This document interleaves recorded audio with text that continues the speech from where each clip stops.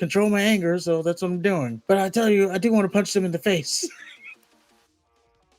So we get a gauntlet match for the number one contender for the tag team titles. Start off with Solo Cup and DeMarcus Cousins versus the Brawling Brutes. In the match are the OC, Pretty Deadly, Hit Row, the part of LWO that's not Escobar. Oh, Escobar. We're going to have to talk about that.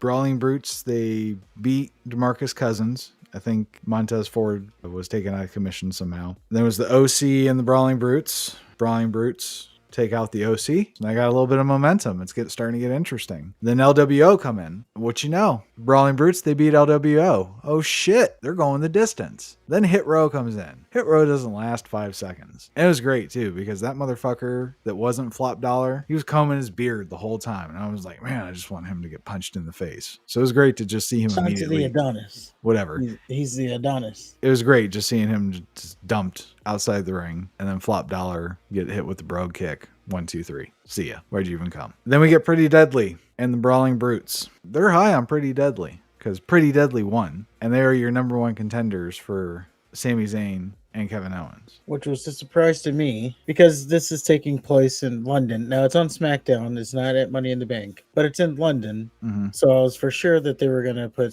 Sheamus on the card since they were in London, but they did not. They went Pretty Deadly. Aren't Pretty Deadly British? Yeah, but they're not Sheamus. Well, who do you think the crowd wants to see more, Pretty Deadly or Sheamus? I guess it depends. Sheamus is a babyface too. So, oh man, I gotta say, Wade Barrett, he's almost unbearable with this whole thing. Yeah. These 2 delicious snacks. Like, what are you talking about, Barrett? Oh, check your toxic masculinity. Yeah, these killer queens. Yeah, just shut up. Like, golly, please.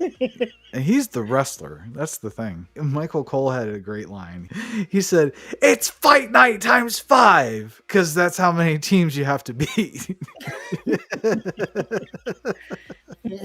It was nice to see the whole like going the distance type story within the match. Yeah. It may have been the best match of the whole week, if I'm being honest. Well, it's hard for me to say since, I missed half of one show. Yeah. What makes my pick this week going to be a little bit more jaded. After that, Kevin Owens and Sami Zayn, they come out to congratulate Pretty Deadly. And did you watch this? Yeah. Okay, you'll say it better than me. Go ahead. Well, so first of all, Pretty Deadly, they're still in the ring after the gauntlet match. Out comes Kevin Owens and Sami Zayn. There was a funny line and also a ridiculous line, all in the same. Pretty Deadly, Elton Prince, I believe. Remember, they came out, they were the last team. And he said, we just beat 5 teams to be the number 1 contender. Yeah.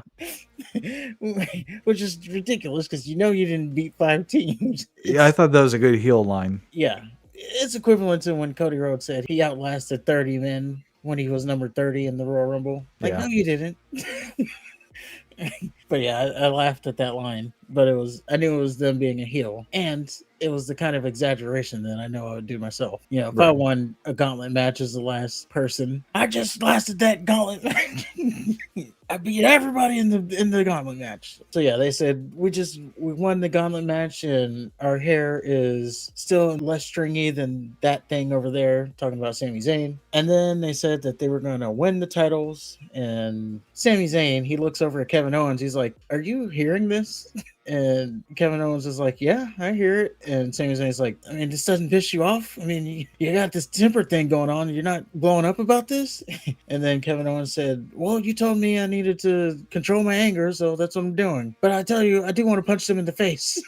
And then Kevin Owens goes into his angry triad. And then Sami Zayn's like, "You know what? That sounds like a good idea." They go down to the ring. Pretty Deadly retreats. But we have a match set up. Pretty Deadly versus Sami Zayn, Kevin Owens. That is going to be the SmackDown right before Money in the Bank, so they'll be in London. Which I believe that SmackDown will be a big show because it's an international show. Those are always fun. Do you think they're angling to split Kevin Owens and Sami Zayn up? Not at Money in the Bank, but just kind of big picture. Not now. Remember, I called that back in, after WrestleMania. I said something seems off about Kevin Owens. Mm-hmm. So As I felt it back then, but now I don't really feel it as much. Well, see, now I'm starting to feel it because, well, for one, they both have different theme songs still. Yeah. And I kind of noticed that Kevin Owens will just kind of sit there with a little poo look on his face when Sami Zayn's music starts, especially like when the crowd starts cheering. It seems to be like they cheer louder for him. Yeah, he does call that out sometimes. Then they do the woes. You know, they gotta The have woes the are, yeah, the woes are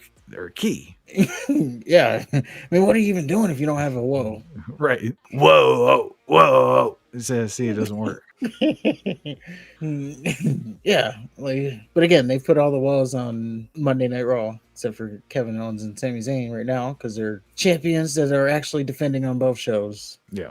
As they should. So I think it'll be a good match. I like Pretty Deadly, but I like the idea. I don't like some of the bullshit that they do. I wish they would be more on the wrestler side versus the whatever it is that they are side. Oh, you know what it is. But see, that's what I'm saying. I don't like the gimmick itself. I think it's a little bit, not my taste. Well, it kind of reminds me of like the Rougeaus or like, like the Mounties. Oh, Jacques Rougeau and I mean, like Lord Steven Regal and David Taylor. I don't remember them being this, flamboyant. Well, that's what I'm saying. If they kind of tone down some shit and focus more on wrestling. Outside of like the gimmick itself, if you pay attention to like the things they do in the ring, it's good. They pay attention to the small tag team details, like holding the tag rope, which not every team does. Sheamus didn't even fucking do that. Yeah. They pay attention to the small things that actual tag teams do. So I like them for that. It's just the gimmick is a little bit too far out. And I'm all about the sports entertainment. Yeah. I just think they need to tweak the gimmick a little bit. I actually think if they went like dark with the gimmick, it would work out. Stop wearing the little titty shirts. Let's get you like an all black, maybe like black lace. What Seth Rollins wears. Put them in that stuff. Maybe we got something here. Okay. I am a fan of the gimmick of like you don't know, like oh God. Like if Prince were a wrestler, like you don't know, but then when the bell rings, he'll beat your ass. Velveteen Dream, that's the ultimate one I'm talking about here. His Gold Dust is the ultimate one. Gold Dust, yeah. It's like you don't know. He's kissing Ahmed Johnson, saying he's giving him mouth to mouth, but when the bell rings, he can beat your ass, and then you'll never forget the name of Gold Dust. Yeah, so that gimmick can work. You just have to do it right. But yeah, Gold Dust. I mean, when he first came into the WWF, he was like, when he was fooling around with Mankind, and he was like spooky. He's great. Well, I think Ahmed Johnson. I was giving him mouth to mouth. That was after Razor. Yeah. He was all about the little tattoos and I got your name on my heart. Can you imagine getting into a fight with somebody and then like they just take their shirt off and they have your name written on there? Yeah. Like, what do you do? Yeah, see, he was. And all right, I'll give you 5 minutes. Like they called him Bizarre, and you didn't know what was really happening there. Then all of a sudden he starts coming out with Marlena, and she's like hot, straight boobs. Yeah, like real thin, all boob. And her nipples were constantly hard. Always hard. Like I don't know what was happening there. They were never not hard. Her nipples were almost as hard as my wee wee. When you could have had a contest. Could have, yeah. Let's put them together and see which one's harder.